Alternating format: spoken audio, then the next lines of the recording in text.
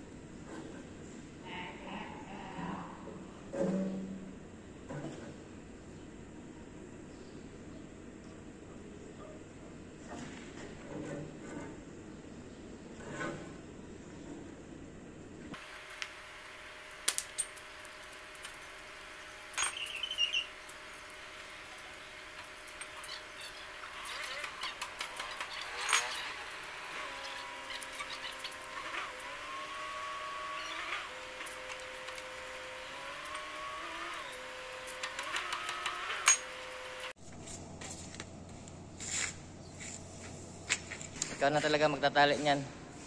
Ikaw din magtatrapal. Kung wala kang gagawin, wala kang kikitain. Kaya sa iba dyan, nakala nyo, kuripot.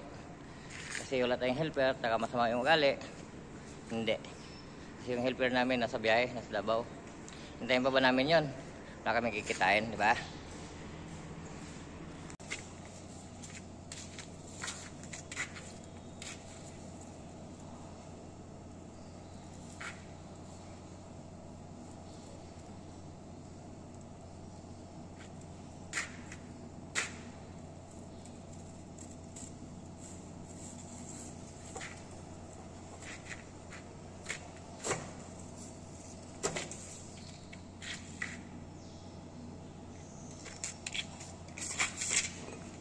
Oh, baka sabihin na naman ng iba, umasa lang sa helper.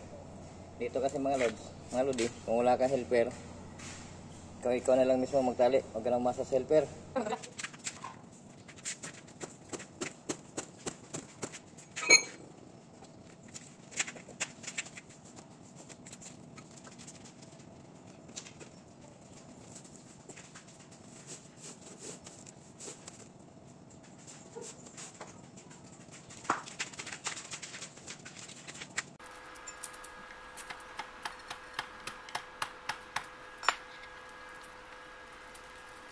Ito yung sinasabi ko sa inyo mga lodi na kailangan